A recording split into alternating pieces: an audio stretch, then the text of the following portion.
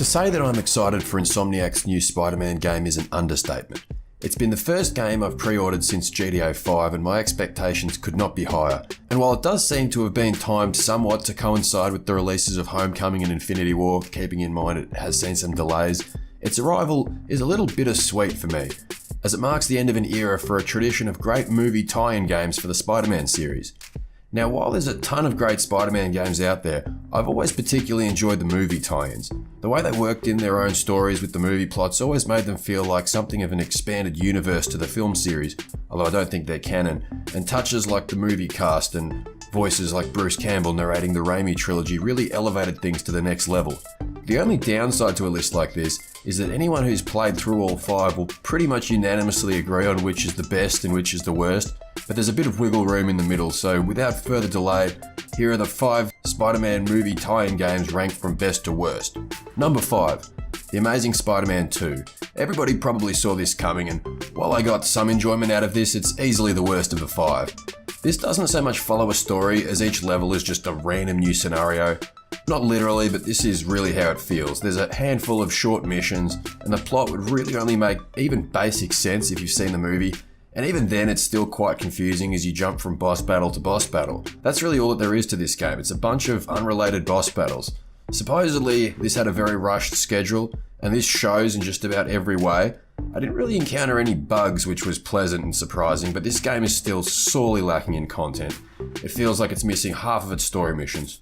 Also, a horrible addition is the system where not participating in the street crimes actually builds your notoriety level. In previous games, there was always side quests that had you helping the citizens of New York, and generally you'd gain favour with the public for completing these or get points to upgrade your skills.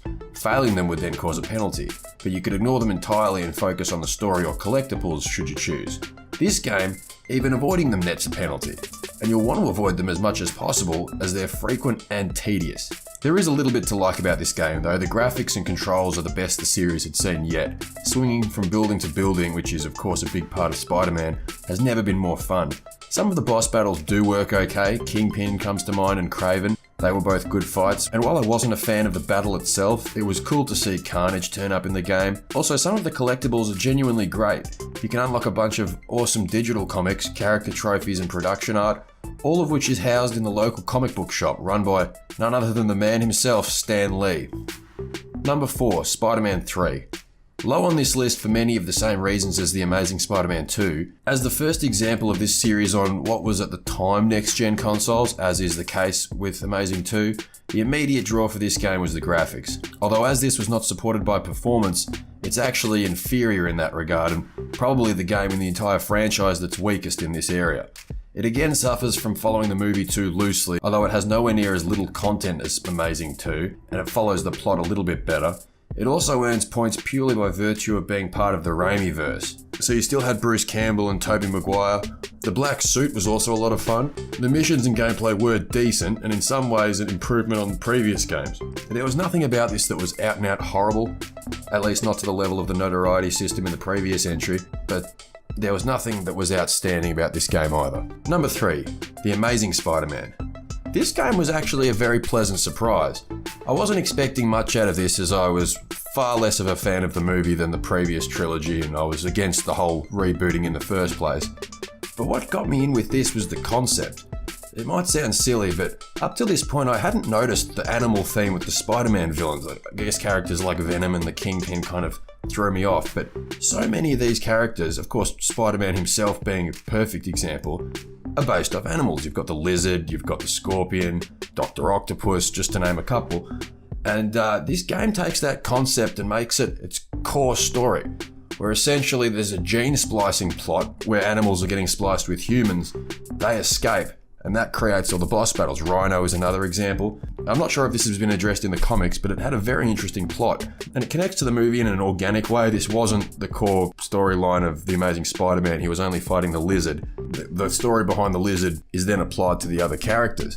Add to that decent gameplay. Obviously, the core mechanics of the whole series are always a lot of fun and low expectations, and this game actually was quite a pleasant surprise.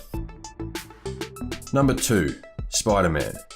The game that started it all. This might be a bit high on the list for some, but it has a lot of nostalgia for me. Not only was it one of the first games I ever played on the original Xbox, I was, at the time, quite floored by the graphics. These days, I went back and replayed it before making this video, and it looks like it could be a mobile game now. But at the time, the graphics were great. The gameplay was fairly solid. Number 2 blows it out of the water, but it was good for what it was. Touches like having Bruce Campbell as the narrator, which I was aware of the Evil Dead movies and Sam Raimi's involvement in those, took me by surprise as a movie fan. And add to that a compelling story that followed the movie quite closely.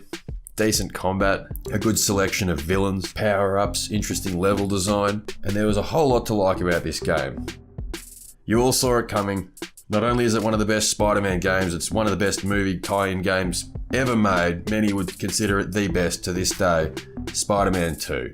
This game took the Grand Theft Auto formula, mixed it with solid Spider-Man gameplay, an excellent story based on an excellent movie, and it was lightning in a bottle. While replaying this, I don't know if it was my imagination, but at the time I felt like the graphics had actually taken a step down from the previous game. But given that the content was so much more vast, I didn't really mind it. And replaying it, I can't even say for sure if that's actually the case.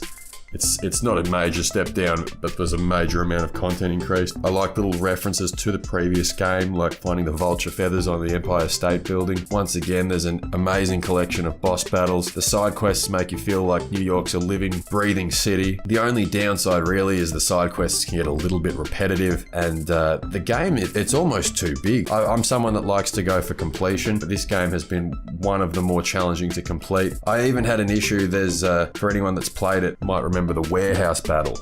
It's a bonus mode where you basically fight waves of enemies. It's a horde mode set in a warehouse near the docks, and one of the waves is about 50 henchmen, and the game couldn't sustain all the characters on the one screen. It would always crash, so I developed a technique of webbing half the villains to the roof so the game didn't have to load the characters in, or so I thought. There wasn't as much action going on screen, finishing off the ones on the bottom and then tending to the ones on top. That was how I had to beat the game. When you have to be coming up with concepts like that just to stop the game from crashing, there's a problem. But outside of that, and the repetitive side missions, there is absolutely no complaints with this game. Keeping in mind the era that it was made, it's one of the most enjoyable, well-crafted movie tie-in games, Spider-Man games, and games of all time. Thank you.